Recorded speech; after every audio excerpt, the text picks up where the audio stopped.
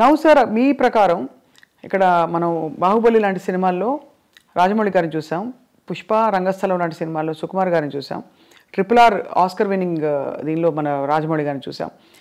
ఈ డైరెక్టర్స్ అందరిలో sir who do you think is carrying that ఆరా? అంటే వాళ్ళు రకాల్లో వాళ్ళు ఇది ఉన్నారన్న. ఇప్పుడు రాజమౌళి గారిని చూస్తున్నాం. రాజమౌళి గారు ఆయన ప్రతి సినిమాకి ఒక డిఫరెంట్గా జోనర్ ట్రై చేస్తా ఉన్నాడు. ఎక్సెప్ట్ బాహుబలి 1 and 2 తప్ప మిగిలిందల్లా మీకు ఏ సినిమాకి ఆ సినిమాకి ఒక డిఫరెంట్. రెగ్యులర్ కమర్షియల్ అయినా కానీ మొదటి సినిమాల్లో ఏం చేసామంటే ఆయుధాలు మార్చేవాడు. తర్వాత ఈ చేంజ్ ఈగ దగ్గర నుంచి చేంజ్ దిస్ థింగ్ ప్యాటర్న్ మార్చి ఏ సినిమాకి ఆ సినిమా కొత్తగా తీయటం మొదలెట్టాడు. కొత్త కథలాగా డిఫరెంట్. కొత్త కథ కూడా కొత్తగా ఉండకపోయినా కానీ ఒక కొత్త బ్యాక్డ్రాప్ కొత్తగా ఉండటం అంతా డిఫరెంట్గా ఉంది. ఈగ తర్వాత ఇది మర్యాద రామన్న ఒక డిఫరెంట్ ఇది. ఆ తర్వాత వచ్చేటప్పటికి బాహుబలి, మగధీర, ఎక్కడికక్కడ మీకు సెపరేట్గా డిఫరెంట్గా వస్తున్నాడు ఆయన. సో రావటంతో మీకు ఆయన ఒకటి ఇదైంది. ప్లస్ ఆయనతో పాటు ఆయన కొత్తగా కనిపెట్టింది ఏంటంటే director should be A marketing man. ఇంతకుముందు మా డైరెక్షన్ వాళ్ళకి మాకు మార్కెటింగ్తో సంబంధం ఉండేది కదా. ప్రొడ్యూసర్స్ వస్తాడనే పద్ధతిలో ఉండేవాడు. రాఘవేంద్రరావు దగ్గర నుంచి మేమంతా అయిపోయేవాడు. బట్ ఈయన వచ్చేటప్పటికి how to market a film అనేది ఆయన నేర్పించాడు వాళ్ళ ఇండస్ట్రీకి. దట్ మార్కెటింగ్ స్కిల్స్ ఎంత అద్భుతంగా వెళ్ళిపోయినాయంటే వాళ్ళు భారతదేశం అంతా ఇదే అయిపోయే స్టేజ్కి బాహుబలి 2 చేసింది. అందరూ బాహుబలి 2 దంగలు కొట్టేసింది అంటారు కానీ దంగలకి సంబంధమే లేదు. బాహుబలిని ఇంతవరకు చేస్తే ఇప్పుడు ఈ సినిమా చేసి ఉండాలి. దంగల్లో వచ్చింది ఏంటంటే చైనాలో ఒక దాంట్లో వచ్చింది డబ్బులు. చైనా డబ్బును మనం లెక్కేసుకుని 2000 కోట్లు కంగారు పడుతున్నాం తప్ప మనకి ఇక్కడ వచ్చింది 600 కోట్లు 700 కోట్లు. అదే అయితే ఒక లాంగ్వేజ్ అంత రావటం చాలా గొప్ప. అది 60 కోట్లకి చేసి అంత రావటం అనేది గొప్ప విషయం. దాన్ని డిస్ప్యూట్ చేయడానికి లేదు. అద్భుతమైన సినిమా అది. సో మన ఇండియన్ సినిమాలో ఇండియన్ డబ్బు చూసుకున్న సినిమాలు ఇయే. ఆ చైనాలో 2000 కోట్లు వచ్చినా అదంతా మళ్ళీ మనకు షేర్ వచ్చేటప్పటికి చాలా తక్కువ వస్తుంది. అక్కడ 30% 20% అంత వస్తుంది. అవును. సో అవి మనం గ్రాసులు చెప్పుకొని ఊరికే కంగారు పడుతూ ఉంటాం. ఇప్పుడు బాహుబలి తర్వాత ఇది వచ్చింది. అలా అంటే మీరు అన్నది రాజమౌళి గారిది చాలా ఒక డిఫరెంట్ టెక్నిక్. ఈయన వచ్చేటప్పటికి ఈయనన్నీ లెక్కలని చేసిన సినిమాలు వదిలిపెట్టి ఈయన డిఫరెంట్గా చేసిన సినిమాలు ఈయన సిక్ట్ అయినాయి. చూడండి మీరు, అంతకుముందు మీరు ఆర్య చేశాడు. ఆర్య డిఫరెంట్గా ఉంటుంది. తర్వాత ఏదో చేశారు కొన్ని అటువంటి ఏదో లెక్కలు నాకు అర్థమే కదా. 1 ఒకటి ఎన్టీఆర్తో ఒక సినిమా ఏదో చేశాడు. కప్పులు తిప్పుతూ ఉంటాడు, ఏదో తిరుగుతూ ఉంటుంది. ఏది మన నాకు అర్థం కాదు. మళ్ళీ మొన్న వచ్చేటప్పటికి రంగస్థలం అద్భుతంగా తీశాడు. అద్భుతం వెనక్కి తీశాడు. అసలు ఎవరు మన తెలుగులో మనం ఊహించలేని గొప్ప సినిమా అది ఒక రకంగా చెప్పాలంటే. ఆ టైప్ ఆలోచన కమర్షియల్ అయినా కానీ ఎప్పుడైతే అంగవైకల్యం తీసుకురాగలిగాడో ఆ అంగవైకల్యం మీద సినిమా వచ్చేటప్పటికి అద్భుతంగా ఉంది. అది చాలా ఒక లైవ్లీగా ఉంది సినిమా. విలేజ్ ప్యాటర్న్ అది అద్భుతంగా ఉంది ఆ సినిమా. ఈ పుష్పకి వచ్చేటప్పటికి Pushpa was a routine film నాకు తెలిసినప్పుడు. పుష్ప 1, పుష్ప 2 ఈ స్మగ్లింగ్ మీద ఏదో రెప్లికా తీస్తారు ఏముంటుంది లేని నేను చూడలే. యాక్చువల్గా నేను మొన్న చూసాను. ఎప్పుడైతే మీకు సెకండ్ హాఫ్లో ఆ ఫ్యామిలీ ఎలిమెంట్ వచ్చిందో, వైఫ్ అండ్ హస్బెండ్ వాళ్ళ రిలేషన్షిప్ మీద ఎప్పుడైతే సినిమా తీసాడో మీకు అందుకైతే అన్స్టాపబుల్ అయిపోయింది సినిమా. ఇది ఇవాళ రెవెన్యూ కనపడుతుందంటే ఫ్యామిలీ రిలేషన్ ఊరికి మా గంధపు చెక్కలు దొంగ కాదు. ఆబ్వియస్లీ అతని పెర్ఫార్మెన్స్, అల్లు అర్జున్ పెర్ఫార్మెన్స్, అల్లు అర్జున్తో పాటుగా రష్మిక అక్కడికి వచ్చేటప్పటికి ప్లస్ ఈ రిలేషన్షిప్ డైరెక్టర్ ప్రజెంట్ చేసిన విధానం అద్భుతం. సెకండ్ హాఫ్ ఏడిపించాడు. ఆ సినిమాలో ఏడిపించడం ఏంటి, అందుకని సినిమా ఆడింది, ఇప్పటికీ ఆడుతుంది, ఇంకా ఆడుతుంది. అంటే నేషనల్ అవార్డు వచ్చిందంటే సినిమా ఇట్స్ గ్రేట్ కాదు. ఇప్పుడు అదే మనం ఎప్పుడు నేషనల్ అవార్డు ఆయనకు వచ్చింది, డైరెక్టర్గా హీరోకి వచ్చింది. హీరో పెర్ఫార్మెన్స్ ఈ సినిమా కూడా అద్భుతంగా చేశాడు. మళ్ళీ రెండోసారి ఇచ్చినా ఆశ్చర్యపోక్కర్లేదు. అవును కదా సార్, అంతే కదా. సో ఒకలా చూస్తే యాక్చువల్లీ ఒక కొత్త లీగ్ ఆఫ్ సినిమా వస్తుంది ఇప్పుడు. అంటే పెద్ద స్కేల్ ఒకటి, బట్ యాక్టింగ్ ఓరియంటెడ్ స్కేల్ పెరుగుతాయి. ఇంపర్ఫెక్షన్స్ యాక్చువల్గా ఇది మామూలు సినిమా కింద లెక్క తీసుకోవాలి. ఇప్పుడు అలాంటి ఒక 100 సినిమాలు మొగుడు పిల్లలు ఒకళ్ళ కోసం ఒకళ్ళు బాధపడే సినిమాలు 100 ఉన్నాయి. ఒకళ్ళని ఒకళ్ళు ఎన్హాన్స్ చేసుకునే క్యారెక్టర్. నా మొగుడిని అంటావా అని పెళ్ళం తిరగబడింది, నా పెళ్ళాన్ని అంటావా అని మొగుడు తిరగబడే సినిమాలు 100 ఉన్నాయి. వాళ్ళు ఒకళ్ళకొకళ్ళ కోసం ఒకళ్ళు చేసుకుంది. బట్ ఇవాళ దీని బ్యాక్గ్రౌండ్ ఈ గంధపు చెక్కలు ఇవన్నీ తీసుకుని చేస్తే నేను కోతల రేటు చెప్పానే, అలాంటి ఇలాగా ఇతను దొంగకి ఒక స్మగ్లర్కి వైఫ్ అంటే అంత ఎందుకు ఉండాలి? నేను నన్ను ఇన్సల్ట్ చేసినందుకు కదా, నా భార్య పేరు ఎత్తినది నాకు కోపం వచ్చింది, అందుకని నేను చూస్తానండి, అది నేను తట్టుకోలేను అంటాడు. ఎవరేం చెప్పినా ఒప్పుకుంటా, ఏమన్నా కానీ నా భార్య చెప్తే వింటానంటాడు. మరి అంత స్మగ్లర్కి ఈ సెంటిమెంట్ ఎందుకు ఉండాలి? నేను అక్కడ చెప్పానే, వైఫ్ని చెల్లి అన్న దరిద్రుడు తండ్రి కోసం వాడు జైలుకి వెళ్ళిపోయి చచ్చిపోతానంటాడు. అవును అవును. సో అది నీకు ఎప్పుడు వేరియేషన్ వచ్చేటప్పటికి నీకు తేడా వచ్చేస్తుంది. సో అక్కడ ఇక్కడ కూడా మంచి దొంగలు, మధ్యలో దొంగ రాసుకలు తీశారు మీరు. దొంగ రాసుకలు టైటిల్ ఎట్లా పెట్టారు సార్ అది? వాళ్ళ కథలో ఈయన చెప్పాడు, మన దివాకర్ బాబు గారు, ఆయన కథ కూడా ఆయన. నేను ఆ టైటిల్ ఒక్కటే చూసి మీ సినిమాలన్నింటిలో మీరే పెట్టుకుంటారు. రైటర్ ఆయన, అతను మన తమిళ ఆయన రైటర్. సో భలే ఒక long innings, 50 years in the industry. Everybody అందరూ మిమ్మల్ని అంత గౌరవిస్తారు, ఇప్పటికీ ఇష్టపడతారు. కానీ మీరు కుండ బద్దలు కొట్టి మొహమ్మీ చెప్పేస్తారు అన్నీ. ఎప్పుడు మీకు శత్రువులు తయారు అవ్వలేదా? ఉన్నారు, కొంతమంది అవుతారు, కొంతమంది తిడతానే ఉంటారు, అప్పుడప్పుడు తిడతా ఉంటారు, నన్ను చంపేస్తా ఉన్నట్టు కూడా ఉన్నది. ఉన్నారా? నడుస్తూ ఉంటారు. అంటే ఏ ఇష్యూలో సార్? ఏదో ఒక ఇష్యూలో వాళ్ళకి నచ్చని ఏదైనా చెప్తే కోపం వస్తుంది కదా. ఎవరు సార్? నేను దాసనారాయణరావు గారు, నేను కృష్ణ గారు భయంకరంగా పోట్లాడుకున్నాం. అవునా? ఎలా పోటాడుకున్నారు? ముఖాలు కూడా చూసుకునే లెవెల్లో పోటాడుకున్న తర్వాత మేము ఇద్దరం అసలు నేను కృష్ణ గారు కానీ నేను దాసనారాయణరావు గారు అంత క్లోజ్గా మళ్ళీ ఎవరు లేరు. ఇప్పుడు ఏ విషయాల్లో వచ్చేవి గొడవలు? అంటే మాకేదో దీంట్లోనే మనం వేరే సొంత పర్సనల్ ఇష్యూస్ మాకేమైనా లేవు కదా. క్రియేటివ్ డిఫరెన్సెస్లోనే చాలా గట్టిగా మొహాలు చూసుకోకుండా అంతవరకు మాట్లాడుకోకుండా. అప్పుడు సెల్ ఫోన్ లేవు ఇవన్నీ. అంటే మీరు మరి మళ్ళీ ఎలాగా మేకప్ అలాగా మళ్ళీ ఆటోమేటిక్గా అయిపోయింది. ఆటోమేటిక్గా అంటే ఎవరిలోనూ కల్మషం లేదు.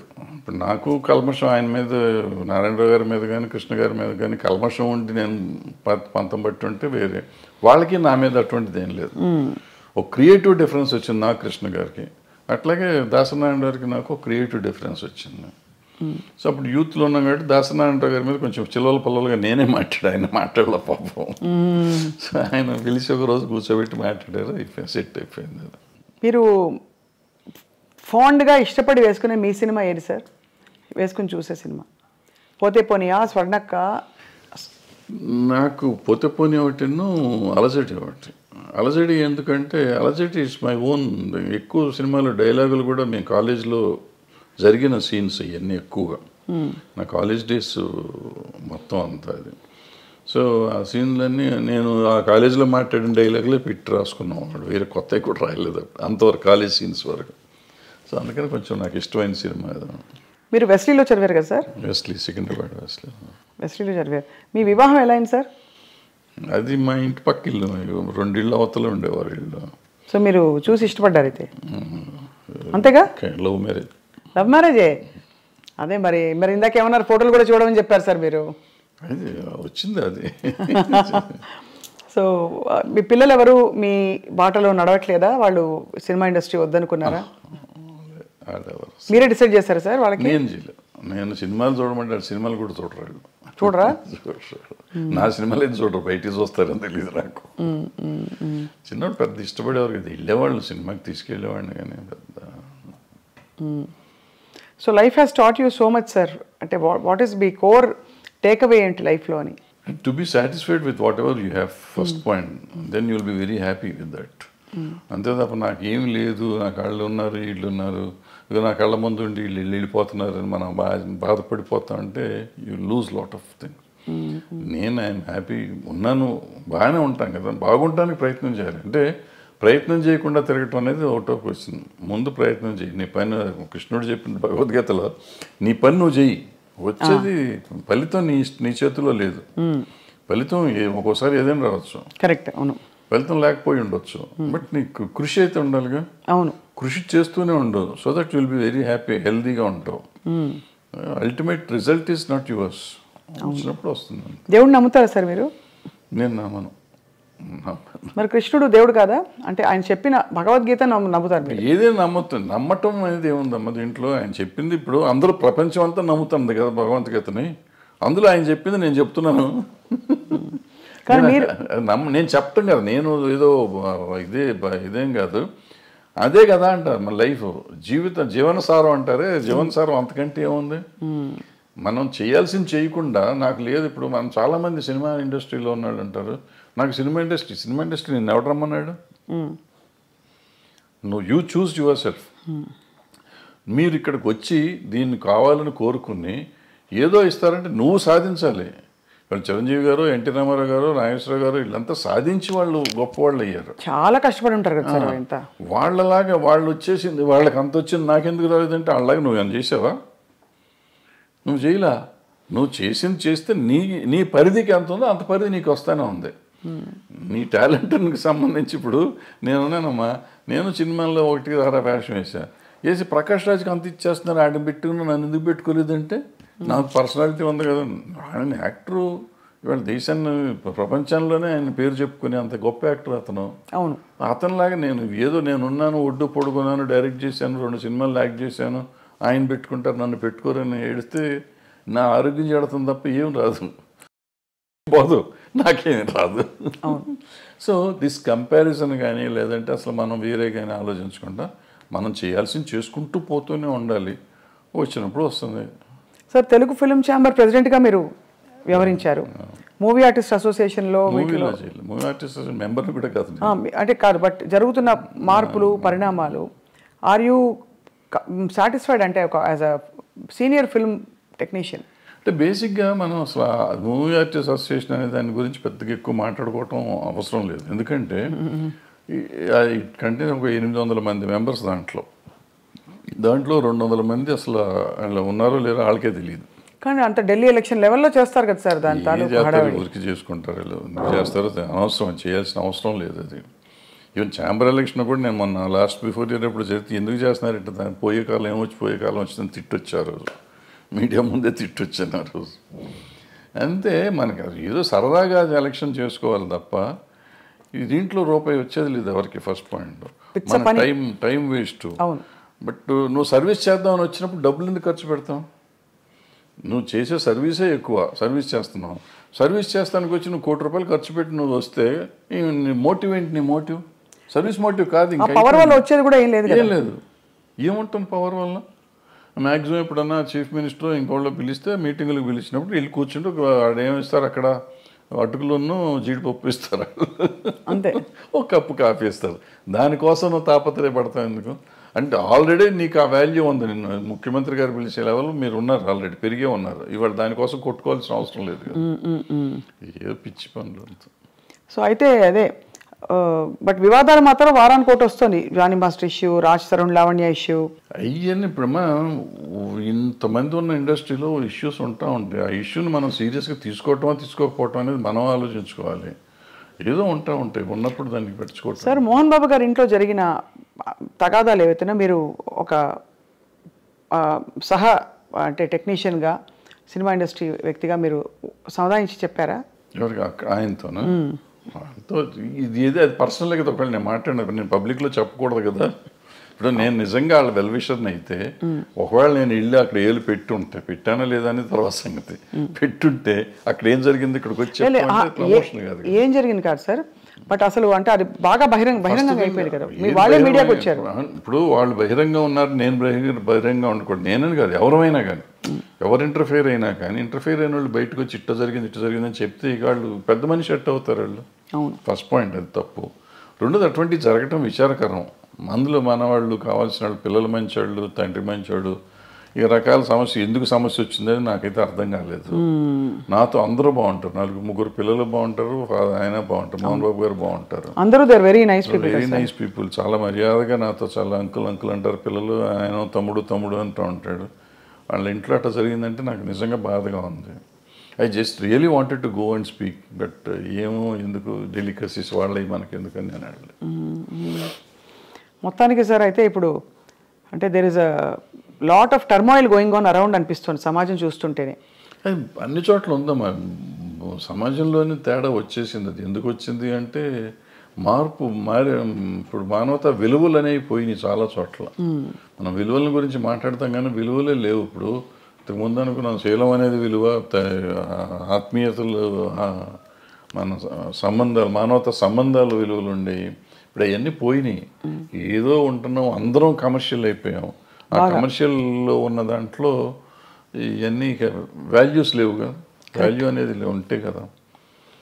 కొన్నిసార్లు వాల్యూ కోసం మనం అన్ని పోగొట్టుకునే కథలు చాలా ఉన్నాయి. గౌరవం కోసం అన్ని చేయాలి అని చెప్పి, అటువంటిది ఇప్పుడు గౌరవం లేదు, తొక్కలేదు. అందుకే ఒక ఫుల్ఫిల్మెంట్ రావట్లేదు జీవితంలో కదా. ఇప్పుడు ఇందాక చెప్పిన పుష్ప కథ కానీ లేకపోతే మా కొత్తలేడు కథ కానీ అదే ఫుల్ఫిల్మెంటు. వాళ్ళ భార్య కోసం భర్త, భర్త కోసం భార్య, తండ్రి కోసం కొడుకు అని ఇవన్నీ. అయితే భగవత్ కేసరిలో కూతురు కోసం తండ్రి, తండ్రి కోసం కూతురు, ఈ మానవతా విలువలు అంటే వాటి కోసం అది ఎంత కమర్షియల్గా చేసినా కానీ మనం ఇవాళకి ఫీల్ అయ్యి సినిమాలు చూస్తున్నాం. బట్ దానికి వాల్యూ ఉంది. బట్ ఆ వాల్యూ మన జీవితంలో ఇవ్వలేకపోతున్నాం. సినిమాల్లో చూసి మనం సినిమా ప్రొడ్యూసర్కి డబ్బులు ఇస్తున్నాం కానీ మన జీవితంలో మన తల్లిదండ్రులకు కానీ మన భార్య పిల్లలకు కానీ మనం ఆ సుఖం అన్నదమ్ములకు కానీ అక్క చెల్లెళ్ళకి కానీ మనం ఆ ఫీలింగ్ ఇవ్వలేకపోతున్నాం. ఆ సమాజంలో వచ్చిన మార్పులో మనలో వచ్చింది. మనం ఇన్ని మాటలు చెప్తున్న మన పిల్లలతో మాట్లాడటానికి మనకు టైం లేదు, మన తల్లిదండ్రులతో మాట్లాడటానికి మనకు టైం లేదు, అక్క చెల్లెలతో మాట్లాడటానికి టైం లేదు, భార్యతో మాట్లాడటానికి టైం లేదు. Are we avoid. ఒకవేళ టైం ఉన్నా కానీ ఎందుకో మనకు సాధ్యమైనంత వరకు దూరంగా ఉండటానికి ప్రయత్నం చేస్తున్నాం. ఇంకా విలువలు ఎక్కడి నుంచి వస్తాయి?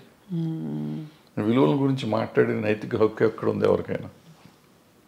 Very true sir. బహుశా కొంతవరకు సినిమా ప్రభావితం చేస్తుంది ఈ విషయాలని. బహుశా అలాంటి కథలు వచ్చేసి క్లిక్ అయిపోతే ఆడియన్స్తో తప్పకుండా, ఎందుకంటే ఇంత పెద్ద పెద్ద సినిమాలు, ఇంత మార్పులు తెచ్చిన సినిమాలు మనుషుల్లో సమాజంలో ఉన్నాయి. చెడు ప్రభావం చూపించిన సినిమాలు కూడా కొంత ఎంతో అంతో ఉండుంటాయి. నిజం చెప్పాలంటే నేను పుష్ప 2 చూడకూడదు అనుకున్నా. ఎందుకంటే బయట చెప్పిన మాటలు అదేదో ఆ షెకావత్ మీద ఉచ్చబోస్తాడు ఇటువంటి అన్ని విని ఇటువంటి పిచ్చి సినిమాలు చూడాలా మనం ఎందుకు అని చెప్పి చూడాలి. ఎందుకో చూద్దామని మనం పెట్టుకున్న ఫస్ట్ హాఫ్లో నాకు చిరాకుగా ఉండింది. ఫస్ట్ హాఫ్ చూస్తానికి నాకు took me about 5 hours first half చూడటానికి. ఇంటర్వెల్లో వెళ్ళి మెల్లిగా భోంచేసి వచ్చి కూర్చున్నాం. మళ్ళీ సరే చూద్దాం వద్దా 10 నిమిషాలు ఆలోచించి పెట్టినా డోంట్ బిలీవ్, ఆ గంట 20 నిమిషాలు, గంట 40 నిమిషాలు ఉంది ఆ సినిమా. మొత్తం కంప్లీట్ చూసి ఐ వాజ్ క్రయింగ్ యాక్చువల్గా. అంటే అక్కడ నీకు లైఫ్ ఉంది, అంతకుముందు లైఫ్ లేదు. అంతా ఏదో సినిమాలు కమర్షియల్గా ఉండేదంతా తీసాడు ఆయన. ఇక్కడ జీవితం తీశాడు. ఆ భార్యాభర్తల అనుబంధాన్ని చూస్తే నాకు అసలు పిచ్చెక్కిపోయింది. ఆ అమ్మాయి కోసం ఇతను తప్పన కానీ వేరే సీన్లో ఆ అమ్మాయి వాళ్ళని చార్జ్ చేసిన సీన్ కానీ, తర్వాత ఆడబిడ్డ కోసం ఇతను వెళ్ళి ఫైటింగ్ చేస్తున్నాడు. అంటే వాడు అంత పెద్ద డాన్ లాంటి వాడు వెళ్ళి లైఫ్ను పోగొట్టుకుంటున్నాడు, డబ్బును పోగొట్టుకుంటున్నాడు. ఎన్ని పోయినా పర్లేదు నాకు పిల్లలు కాపాడితే చాలనే ఫీలింగ్ తెచ్చా. అంటే మనలో కూడా ఒక ఆవేశం తీసుకురాగలిగాడు. ఖచ్చితంగా సార్. ఏసే నా కొడుకు అనే ఫీలింగ్ ఉంది ఆ సినిమా చూస్తానంటే. వదిలిపెడతావేంటారు నువ్వు అసలు అనే ఫీలింగ్ ఉండేది. ఆ దీనికి తీసుకెళ్ళారంటే మనలో ప్రతి మనిషిలోనూ అంత ఎమోషన్ తీసుకురాగలిగితే బాగుంటుంది. అవును, సినిమా డబ్బులు ఇచ్చి సినిమా చూడటం కాదు, సినిమాతో పాటు మనం నేర్చుకోవాల్సింది అది. మనం అది వదిలిపెట్టేస్తాం. దాంట్లో వాడు స్మగ్లింగ్ ఎలా చేశాడు, ఎలా దొంగతనం చేశాడు, ఎవరిని చంపాడు, ఎలా చంపాడు, అల్లు అర్జున్ కత్తితో కొట్టాడా చంపాడా, ఇది ఆలోచిస్తాం. అల్లు అర్జున్ అనే క్యారెక్టర్ రష్మిక అనే క్యారెక్టర్ని ఎంత బాగా ప్రేమించాడు, రష్మిక అనే క్యారెక్టర్ అల్లు అర్జున్ అనే క్యారెక్టర్ని ఎంత బాగా ప్రేమించింది, అంటే నా క్యారెక్టర్స్ ఒరిజినల్ని అనేది మనం ఆలోచిస్తున్నాం. Very very true sir. I think human values, relationships నిలబడ్డప్పుడే టోటల్ సక్సెస్ అని చెప్పచ్చు. సినిమాకి కావచ్చు, జీవితాల్లో కావచ్చు. కానీ భరద్వాజ్ గారు మీరు మళ్ళీ వెబ్ సిరీస్ కానీ ఇంకా ఏమన్నా వెంచర్స్ కానీ క్రియేటివ్ వెంచర్స్ చేసే అవకాశాలు ఉన్నాయా? ఏమన్నా వర్క్ చేస్తారా? నేను చెప్తున్నా కదా, నేను పని చేస్తూనే ఉంటా, ఖాళీగా ఏం లేను. ఏదో ఇటువంటి కథ రాసుకోవటం రైటమో చేస్తూ ఉంటాను. మనకి అవకాశం కూడా రావాలి కదా, అవకాశం వస్తే చేస్తానికి రెడీగానే ఉన్నాం. బట్ నేను ఇందాక చెప్పినట్టు I keep on trying to do something. అవుతుందా అవదా నాకు తెలియదు, అయినప్పుడు అవుతుందా, అవ్వకపోతే కూడా నష్టం లేదు, అయితే లాభం లేదు. But you're always in the news and everybody watches your videos. మీ వీడియోస్కి చాలా మంచి స్పందన చూశాను నేను. కాబట్టి పొలిటికల్ ఇష్యూస్ కావచ్చు, సినిమా ఇండస్ట్రీలో అవుతున్న అంశాలు కావచ్చు సార్, ఎప్పుడు మీరు ఏదో ఒక కొత్త విషయం చెప్తారు, లేదు పాత విషయం అయినా కొత్తగా చెప్తారని ఆశిస్తూ ఉంటాం, ఎదురు చూస్తూ ఉంటాం మీ దీనికోసం. సో అది సార్, చాలా ఆనెస్ట్ కాన్వర్జేషన్ సార్ ఇవాళ. ఇంత డీటెయిల్గా ఎప్పుడు మాట్లాడి నాకు తెలియదు, కానీ మీ సినిమాలో నేను నటించాననే ఒక చిన్న విషయాన్ని నేను ఇప్పుడు అందరికి పోతే పోనీ సినిమాలో చాలా ఎంజాయ్ చేశాను sir. Those few days of work. ఆ క్యారెక్టర్ కూడా నా రియల్ క్యారెక్టర్ కాబట్టి, జర్నలిస్ట్ క్యారెక్టరే కాబట్టి నాకు ఐ ఫెల్ట్ ఎట్ హోమ్. అది thanks for the opportunity sir. And తప్పకుండా మీతో టచ్లో ఉంటాం. అప్పుడప్పుడు ఏమన్నా ఉపద్రవాలు వచ్చినా, సునామీలు వచ్చినా వచ్చి మళ్ళీ మిమ్మల్ని పలకరిస్తాం. సునామీ ఎందుకు వచ్చింది భరద్వాజ్ గారు? Thank you sir. నమస్కారం.